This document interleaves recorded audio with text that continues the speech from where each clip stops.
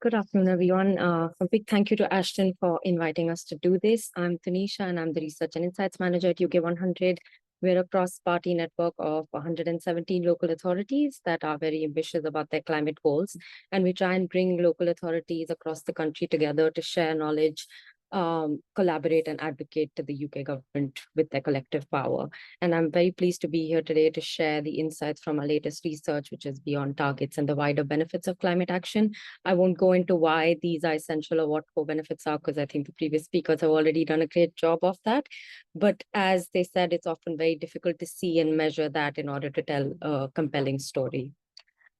So why we did this research was to explain what these wider benefits are and why they matter, and provide the local evidence. So we've done about 10 case studies and through various partnerships with our local authorities and other organizations, and tried to see what the benefits locally are and where they have been measured and quantified, and identify also the barriers that a council faces in realizing them, and finally make some practical recommendations for councils as well as national government. And the overall goal is basically to make sure that these wider benefits become central to the way we plan and fund local climate action. And I'm going to just go ahead and share a couple of the case studies, but there are more in our report. Starting with Birmingham and the clean air zone that they launched in 2021, it wasn't just about sort of charging polluting vehicles, but it was also about enabling that shift to a cleaner transport system. With the funding that they got from the government, it runs 24/7 in the city's ring road. And there were also grants that were offered to residents and businesses to help them through this transition. But as a result of all of this, they saw nitrogen dioxide levels that fell by 13% in the first year itself, about 0.5 million estimated savings to NHS costs, 3.67 million a year in avoided climate damages. So that's a lot more than just sort of a clean air zone as we've seen it. In Leeds, it's basically a district heating network that captures waste heat from the city's recycling and energy recovering facility, and it delivers low carbon heat to homes and buildings. 60% of the 45 million retrofit program stayed within the local economy and boosted local growth. It resulted in a fuel saving of 200,000 a year for the local residents, which is massive.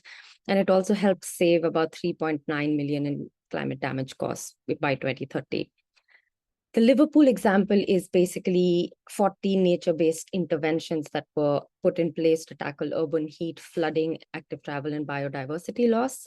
It had green roofs, rain gardens, floating ecosystems that were installed across the city, and it acted as sort of a living lab that greener cities and showcased that greener cities are not only more resilient, but also healthier and more vibrant places to live. And it helped divert over 5 million liters of stormwater annually, saving the city costs in sort of managing flood risk. There's also a 3 million benefit in terms of estimated visitor spending every year because of the spaces that were created. And then also about 46,000 saved from avoided climate damages. Coming lastly to one of the retrofit programs in Cambridge, it showcased that it's not just about retrofitting homes, but it's also about far-reaching local benefits beyond just the home upgrades. So between 23 and 25, about 8.6 million was invested to improve the energy efficiency in 494 privately owned homes, and they made use of the HUG and the Eco4 grants. But what they saw was that not only did it save about 300 a year for residents in energy bills, but it also sort of built the local economy, because there was an SME delivery partner alone that created 48 skilled jobs there and ended up investing in a training facility that trains about 500 people a year, which is a sign of confidence in the long-term potential of this sector and what growth local economies can see. So these projects are just an example of the fact that they're not just cutting carbon, they're improving lives, they're improving the local economy. And that, we believe, is a story that we need to tell more efficiently. Coming to why isn't everyone doing this? Because, well, firstly, the wider benefits are often invisible. So in business cases, they're treated as anecdotal, they're secondary, or they're basically just too hard to measure. For many councils, their tight budgets, urgent social needs that make climate projects are nice to have, as it's not a statutory function as well. And short-term political and financial cycles basically push leaders towards quick wins, especially when the benefits are very long-term and hard to quantify. And these mean that even very great ideas can sort of struggle to get off the ground. And then there's obviously the broader systemic challenge of fragmented governance, limited capacity, and budget silos, where a team funding the project might not be the team that is seeing the benefits.